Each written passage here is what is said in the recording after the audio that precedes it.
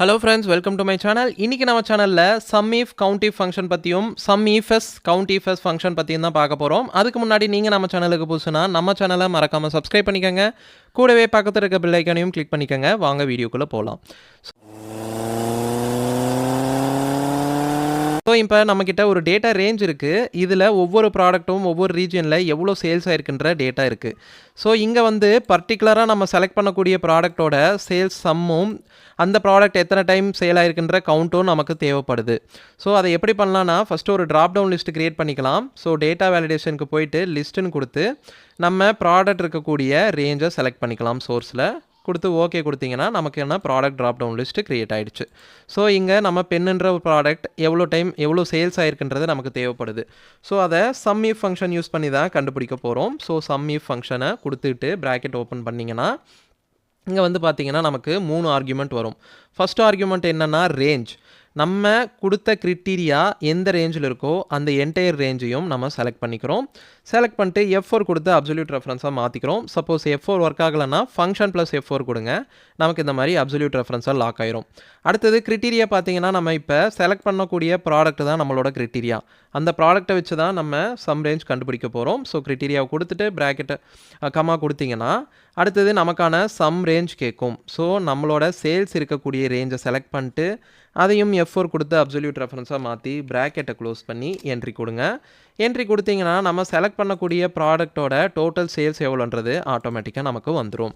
So அதே மாதிரியே நம்ம செலக்ட் பண்ணியிருக்க ப்ராடக்ட்டு எவ்வளோ டைம் வந்திருக்குன்றத COUNTIF ஃபங்க்ஷன் யூஸ் பண்ணியும் கண்டுபிடிக்க முடியும். ஸோ COUNTIF கொடுத்துடலாம். COUNTIFல போனீங்கன்னா நமக்கு 2 ஆர்குமெண்ட்ஸ் மட்டும் தான் வரும். ஃபர்ஸ்ட் ஆர்குமெண்ட் என்னென்னா நம்ம கிரிட்டீரியா இருக்கக்கூடிய ரேஞ்ச், அதாவது ப்ராடக்ட் இருக்கக்கூடிய ரேஞ்சை செலக்ட் பண்ணிக்கோங்க. F4 கொடுத்து அப்சல்யூட் ரெஃபரன்ஸாக மாற்றுங்க. அடுத்தது கிரிட்டீரியா, நம்மளோட கிரிட்டீரியா என்னென்னா ப்ராடக்ட் இருக்கக்கூடிய செல்லு தான் நம்மளோட கிரிட்டீரியா. அதை கொடுத்துட்டு ப்ராக்கெட்டை க்ளோஸ் பண்ணி என்ட்ரி கொடுத்தீங்கன்னா நம்ம செலக்ட் பண்ணக்கூடிய ப்ராடக்ட் எத்தனை டைம் வந்திருக்குன்றதை நம்மளால் பார்த்துக்க முடியும். ஸோ இப்போ வந்து நம்ம சிங்கிள் கிரிட்டீரியாவை வச்சு மட்டும்தான் பார்த்துருக்கோம். இதாகவே மல்டிபிள் கிரிட்டீரியாஸை நம்ம வச்சு சம்மும் கவுண்ட்டும் கண்டுபிடிக்க முடியும். அது எப்படின்னா SUMIFS COUNTIFS ஃபங்க்ஷன் யூஸ் பண்ணி தான் கண்டுபிடிக்க முடியும். உதாரணத்துக்கு நம்ம இங்கே 2 கிரிட்டீரியாவை எடுத்துருக்கோம். ஒன்று என்னென்னா ப்ராடக்ட்டு, அந்த பர்டிகுலர் ப்ராடக்ட்டு ஒவ்வொரு ரீஜியன்லையும் எவ்வளோ சேல்ஸ் ஆகிருக்குன்ற டேட்டாவை கண்டுபிடிக்கணும். ஸோ இப்போ நம்ம 2 ட்ராப் டவுன் லிஸ்ட்டு க்ரியேட் பண்ண போகிறோம். ஃபஸ்ட்டு லிஸ்ட் என்னென்னா நம்மளோட ப்ராடக்ட் இருக்கக்கூடிய லிஸ்ட்டை க்ரியேட் பண்ணிக்கலாம். ஓகே கொடுத்துருங்க. ரெண்டாவது ட்ராப் டவுன் லிஸ்ட்டில் வந்து நம்ம ரீஜியன் இருக்கக்கூடிய ரேஞ்சை செலக்ட் பண்ணி நமக்கான ரெண்டாவது ட்ராப் டவுன் லிஸ்ட்டையும் க்ரியேட் பண்ணிக்கிட்டோம். ஸோ இப்போ பர்டிகுலராக நமக்கு பென்னுன்ற ஒரு ப்ராடக்ட் இருக்குது. அது சப்போஸ் ஈஸ்ட் ரீஜியனில் எவ்வளோ சேல்ஸ் ஆகிருக்குன்ற டேட்டா தேவைப்படுது. ஸோ 2 கிரிட்டீரியாவை கொடுத்து தான் நம்ம இங்கே கண்டுபிடிக்க போகிறோம். ஸோ SUMIFS ஃபங்க்ஷனை கொடுத்துக்கலாம். ஸோ இங்கே பார்த்தீங்கன்னா நமக்கான ஆர்குமெண்ட்ஸ் வந்துருச்சு. ஃபஸ்ட்டு ஆர்குமெண்ட் என்னென்னா சம் ரேஞ்ச். ஸோ இங்கே நமக்கான சேல்ஸ் டேட்டா இருக்கக்கூடிய ரேஞ்சை ஃபஸ்ட்டு செலக்ட் பண்ணிக்கிறோம். F4 கொடுத்து அப்சல்யூட் ரெஃபரன்ஸாக லாக் பண்ணிக்கோங்க. அடுத்தது கமா. ஃபஸ்ட்டு கிரிட்டீரியா என்ன அப்படியா அந்த கிரிட்டீரியாவோட ரேஞ்ச் எங்கே இருக்குது. ஸோ ஃபஸ்ட்டு கிரிட்டீரியா என்னென்னா நமக்கு ப்ராடக்ட் வைஸ் இருக்கிறது தான் ஃபஸ்ட்டு கிரிட்டீரியா. ஸோ அந்த ப்ராடக்ட்ஸ் இருக்கக்கூடிய ரேஞ்சை செலக்ட் பண்ணி அதையும் F4 கொடுத்து அப்சல்யூட் ரெஃபரன்ஸாக லாக் பண்ணிக்கோங்க. அடுத்தது ஃபஸ்ட்டு கிரிட்டீரியா என்னென்னா நம்ம செலக்ட் பண்ணக்கூடிய இந்த ட்ராப் டவுன் லிஸ்ட்டுக்கு பார்த்தீங்களா அந்த செல்லை கிளிக் பண்ணிக்கிறோம். ஸோ அதுதான் நம்மளோட ஃபஸ்ட்டு கிரிட்டீரியா. ப்ராடக்ட் இருக்கக்கூடியது தான் ஃபஸ்ட்டு கிரிட்டீரியா. ரெண்டாவது கிரிட்டீரியா என்னென்னா நம்ம இங்கே ரீஜியனை வச்சு கண்டுபிடிக்க போகிறோம்.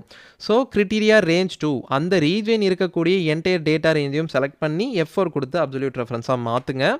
அடுத்தது கமா. நம்மளோட ரெண்டாவது கிரிட்டீரியா என்னென்னா ரீஜியன் இருக்கக்கூடிய செல்லை வச்சு தான் கண்டுபிடிக்க போகிறோம்.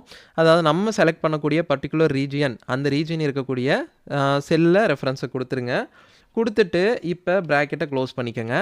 இங்கே நீங்கள் பலவிதமான கிரிட்டீரியாவை கொடுக்க முடியும். உதாரணத்துக்கு 4, 5, 10, 15ன்னு நிறையா கிரிட்டீரியாவை உங்களால் கொடுக்க முடியும். நம்ம இப்போ 2 கிரிட்டீரியாவை வச்சு மட்டும்தான் பண்ண போகிறோம். அதனால் 2 கிரிட்டீரியா அதுக்கான ரேஞ்சை செலக்ட் பண்ணி அந்த கிரிட்டீரியாவை கொடுத்து ப்ராக்கெட்டை க்ளோஸ் பண்ணி என்ட்ரி கொடுத்தோன்னா நமக்கு இங்கே பென்னுன்றது வந்து ஈஸ்ட் ரீஜியனில் எந்த ஒரு சேல்ஸும் பண்ணலை.